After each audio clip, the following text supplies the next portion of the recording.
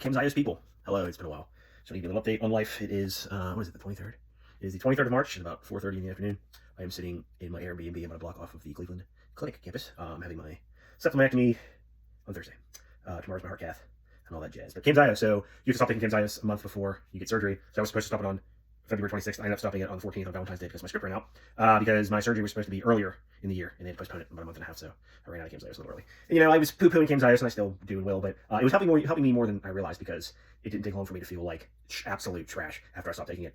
So at the end of February, so it was like 2 weeks I was off of it, and I was like incapacitated. So I messaged my team, and they put me on disopyramide. I think Norpace is the brand name, which has given me a little relief, but not very much. You take it 3 times a day. Kind of sucks, and it screws up your Q intervals, which I didn't like, especially a month out of surgery. I'm like, but I was literally that bad. Some other things I mentioned in earlier blogs was side effects of doing Camzyos, being hungry all the time, like hip pain, ankle pain, like wrist. I was having like wrist pains, like weird joint pains. They have all subsided since I stopped taking Camzyos. And those were very minor. I mean, being hungry all the time was very, very annoying, but I seem to remember that's actually a sign that the medicine was working because your body needs more energy now that it has better blood capacity. My blood pressure has been very low between the 2 medicines that I'm on, but when I was on Camzyos, it was high a couple times. I used to get headaches again because the medicine's working, but all of that has stopped now. So I'm getting around okay. You know, I can walk 3 or 4 blocks around here to get food and whatever.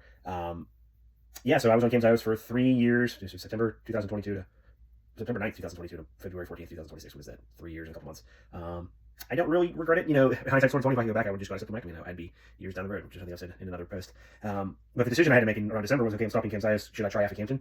And we're in such a weird position right now with HCM. It's like you have these medicine options and you have like the gold standard of septal myectomy, which is safe and they've been doing it forever. It's like, okay, what do I do? And I got no help from anybody as far as information on making a hard decision. And when I tell you I talked to the top guys, I talked to the top guys for both medicines. And the consensus was basically, as much as they were willing to tell me, was like, well, Camzyos didn't work for you, then aficamten's not going to work for you. But the interesting thing was, they all said that Camzyos is the stronger drug, which, you know, has different meanings depending on what your situation is. You know, if you only need a little bit of help and you get a lot of help, it can be too much.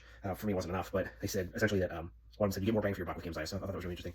And yeah, so it made me feel better about not trying aficamten because I really wanted to, but after everybody was like, nah, just get it. You know, and I don't want to have to do this all again, starting new medicine, be all chipper if you remember my early blog post, and then now I'm like, unceremoniously stopping taking this medicine I thought was going to save my life.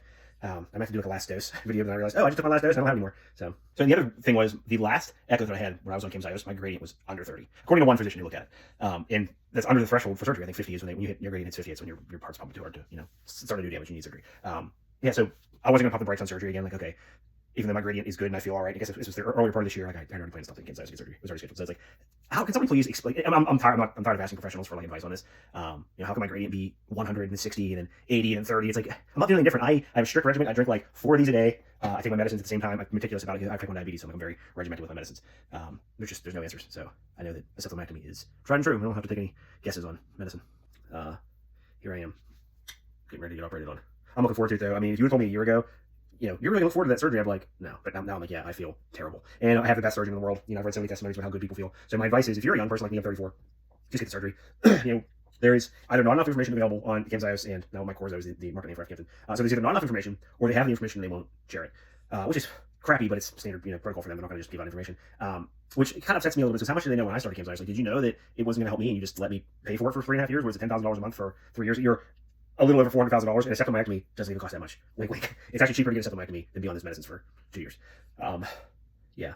So, but I'm really looking forward to, well, not for me, but for my loved ones who also have HCM, younger people than me. The medicine's only going to get better, so that's good. And also the techniques for surgery are only getting better. I mean, just even in the 10 or 15 years that I've been reading about septal myectomies, that the technology's improved. So, anyways, that's where I'm at.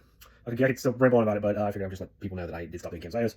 I felt awful, so it was helping me more than I thought it was.